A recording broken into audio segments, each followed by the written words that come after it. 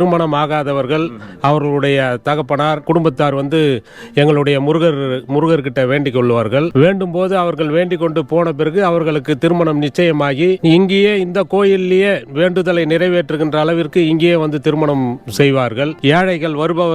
ஏழைகளுக்கு இலவசமாக திருமணம் இங்கு செய்து கொள்ளலாம் என்ற ஒரு அறிவிப்பை வெளியிட்டார். இங்க வரவங்க பார்த்தோம்னாக்கா இலவசமாக திருமணத்தை செய்து கொள்ள நாங்கள் அனுமதி கொடுப்போம்.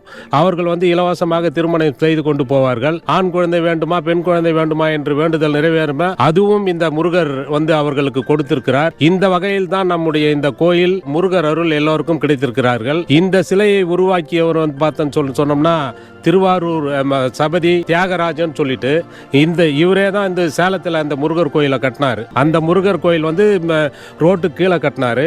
நாங்க பார்த்தோம் சொல்லிட்டோம்னா இந்த இடத்த நாங்க முதல்ல பார்க்கும்போது இந்த இடத்துல இந்த மாதிரி ஒரு முருகர் சிலையை உருவாக்க முடியுமா, அந்த அளவுக்கு நமக்கு பக்தர்கள் ஊக்கம் தருவார்களா என்ற நம்பிக்கை இல்லாமல் தான் இருந்தோம்.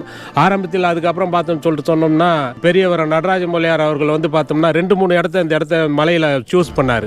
கோயிலுக்கு எடுத்த மாதிரியே ஒரு இடத்த முதல்ல அங்கே கட்டலாம் சூஸ் பண்ணாரு. அதுக்கப்புறம் பார்த்தோன்னு சொன்னோம்னா இந்த இடத்த சூஸ் பண்ணாரு. இது பெரிய மலைப்பகுதிங்க. சுமார் அந்த இடத்த சூஸ் பண்ணி அந்த இடத்த அவர் கீழே இருந்த கல்லுங்களை எடுக்கிறதுக்கு கிட்டத்தட்ட ஒரு 50 லட்சம் ரூபாவை செலவு பண்ணார். அவருடைய சொந்த பணத்தை செலவு பண்ணி அங்கே அந்த கல்லுகள்லாம் எடுத்து சுமார் அதுக்கு கீழே பார்த்தோம்னா 20 அடி ஆழம் கீழே பாறையை உடைச்சி அது கீழே தான் நாங்கள் பேஸ் போட்டிருக்கோம். சுமார் நம்ம கம்பி போட்டு அவர் சொன்ன மாதிரி பார்த்தோம்னா 1.5 டன் ஈயத்தை காங்கிரீட் போட்டு நாங்கள் அந்த காங்கிரீட்டுக்கு மேலே தான் இப்போ அந்த சிலையை கொண்டு வந்திருக்கோம். இந்த சிலை பார்த்தோம்னா சபதி 3.5 வருஷம் கிட்டத்தட்ட எடுத்துக்கிட்டார் இதை கட்டுறதுக்கு.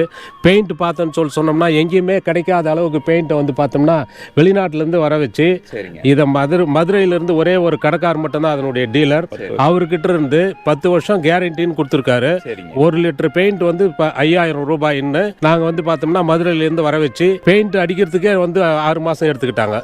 6 மாசம் பெயிண்ட் அடிச்சாங்க. மிக பிரம்மாண்டமான இந்த சிலையை உருவாக்கி இருக்கின்றோம். இந்த சிலை பக்தர்கள் வசதிக்காக அனைத்து வசதிகளும் செய்து கொடுத்திருக்கின்றோம்.